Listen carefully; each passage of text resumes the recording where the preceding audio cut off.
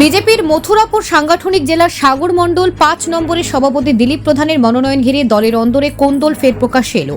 মনোনয়ন পদ্ধতি নিয়ে অসন্তুষ্ট দলের একাংশ। তাদের অভিযোগ, নিয়ম বহির্ভূতভাবে টাকা খরচ করে পদে বসানো হয়েছে দিলীপ প্রধানকে।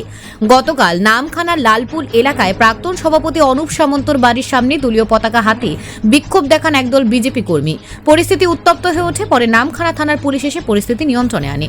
বিক্ষোভকারীদের দাবি, সভাপতি নির্বাচনে বিজেপির নির্দিষ্ট নিয়ম মানা হয়নি। জেলা সভাপতি ও অনুপ সামন্ত টাকার বিনিময়ে এই মনোনয়ন দিয়েছে বলে তাদের অভিযোগ। দল যদি ব্যবস্থা না নেয় তাহলে বৃহত্তর আন্দোলনের হুঁশিয়ারি দিয়েছেন তারা।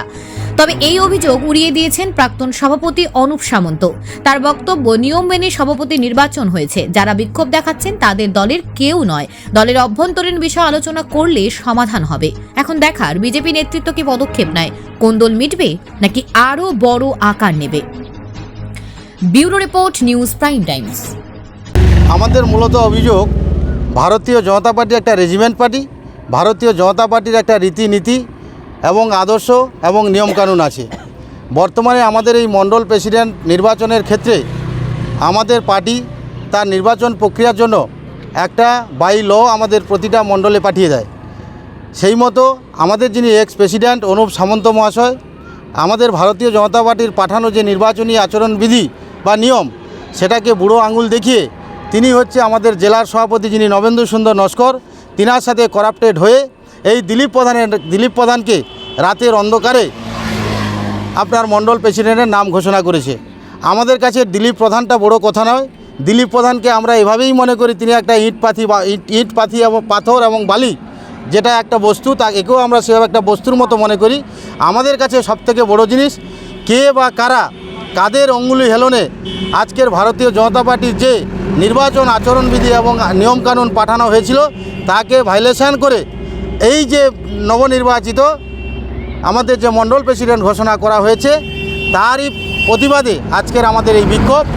যদি আমাদের রাজ্য কিংবা জেলা যদি আমাদের এই প্রতিবাদকে কোনোরকম যদি না সুরাহা করে, আগামী দিনে আরও বৃহত্তর আন্দোলন হবে। এই নামখানা মণ্ডল 5-এর সকল কার্যকর্তা এবং আমাদের সকল কর্মীকে নিয়ে আগামী দিন আমরা এই নামখানা মণ্ডল 5-এ একটা বৃহত্তর আন্দোলন গড়ে তুলব। এই কারণে তুলব, আমরা একটা রেজিমেন্ট দল করি।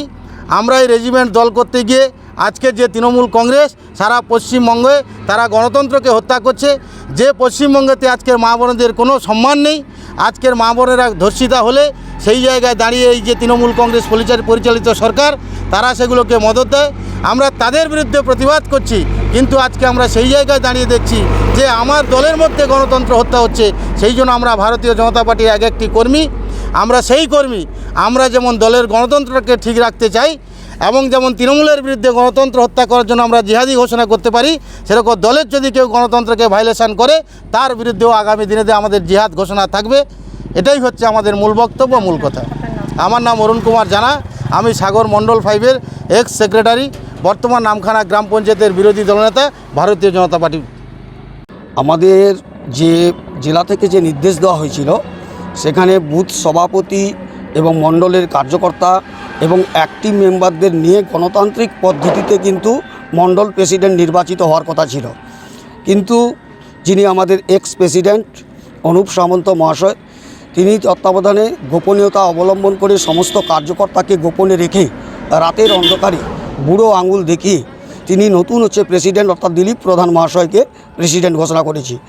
আমাদের এই মণ্ডলে যত সমস্ত কার্যকর্তা আছে সবাই কিন্তু এটাকে মেনে নিতে পারছে না।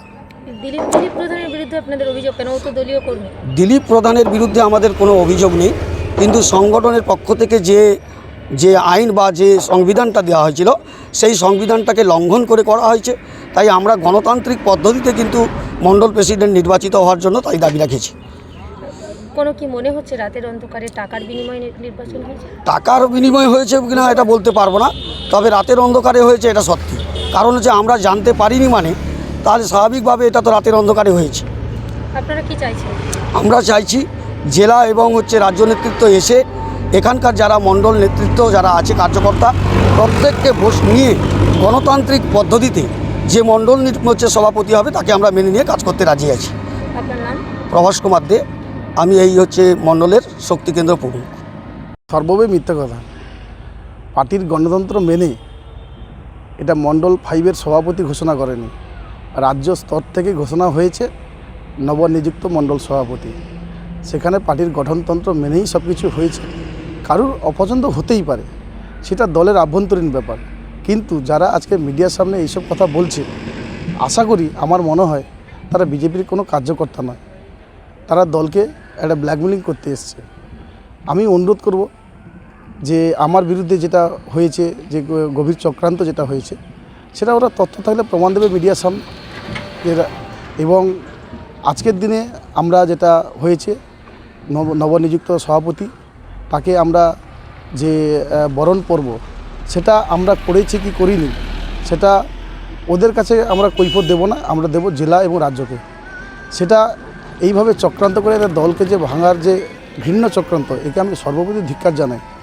আমি একজন বিজেপির একনিষ্ঠ কর্মী হিসাবে আমি এখনও বলছি যে পার্টির গণতন্ত্র এবং রীতিনীতি মেনেই নবনিযুক্ত মণ্ডল সভাপতি ঘোষণা হয়েছে।